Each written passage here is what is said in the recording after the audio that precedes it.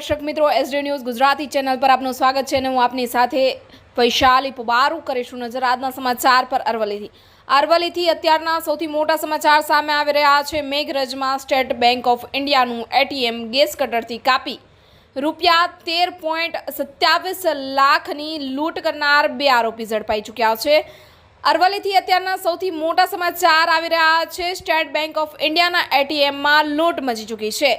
Reporter Jagdish Solanki, SD news Gujarati, Aravalli.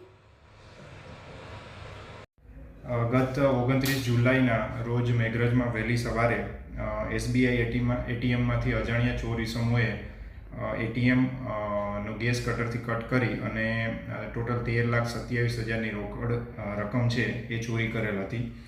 આ ગુનાની તપાસમાં સીસીટીવી જોતા આમાં એક ઇકો ગાડીનો યુઝ થયેલ છે અને એ જે ઇકો ગાડી હતી એ મોડાસા રૂરલ પોસ્ટે વિસ્તારમાંથી ચોરી થયેલ હતી અને એ ચોરી કરવા માટે પણ એક બીજી અપાચે મોટરસાઇકલનો યુઝ થયેલ હતો।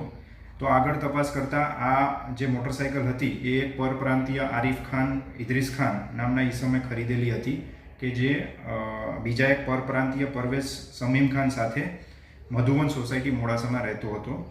આ બંને જ્યાં રૂમ રાખીને રહેતા હતા ત્યાં બીજા 4 પરપ્રાંતીય ઈસમોએ તેમનો સંપર્ક કર્યો હતો અને આ 6 ઈસમોએ સાથે મળી અને પૂરેપૂરું પ્લાન કરી અને ઇકો ગાડી ચોરી કરી અને ગેસ કાટર અને બીજા સાધનો વડે જે એટીએમ ચોરી છે એમને અંજામ આપેલ છે। આ જે ગુનો છે એને શોધી કાઢવા માટે રેન્જ વડા વિરેન્દ્રસિંહ યાદવ સર અને અરવલ્લી એસપી સાહેબ શેફાલી બરવાલ સાહેબની સૂચનાથી અને પીઆઈ ડીબી વાળાની આગેવાનીમાં 2 ટીમો બનાવેલી હતી। એક પીએસઆઈ વિજય તોમર અને બીજી પીએસઆઈ વીડી વાઘેલા સાહેબની। એ બંને ટીમોએ સીસીટીવી ફૂટેજનો અભ્યાસ કર્યો અને ટેકનિકલ સર્વેલન્સના આધારે અને જે પોતાના ખાનગી બાતમીદારો છે એના આધારે આ આરિફ ખાન અને પરવેઝને અલીગઢથી પકડી પાડેલા છે, જેમાં તે બંને પાસેથી કુલ 2,58,000 રોકડ રકમ છે એ કબજે કરેલ છે। સાથે 2 મોબાઈલ અને ચોરીમાં વપરાયેલ મોટરસાઇકલ એટલી વસ્તુઓ છે એ ગુનાના કામે કબજે કરેલ છે।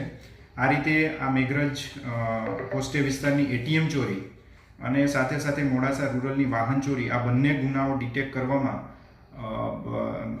રેન્જ વડા સાહેબ અને એસપી સાહેબની સૂચનાથી એલસીબીની સમગ્ર ટીમ છે એમને સફળતા મળી છે।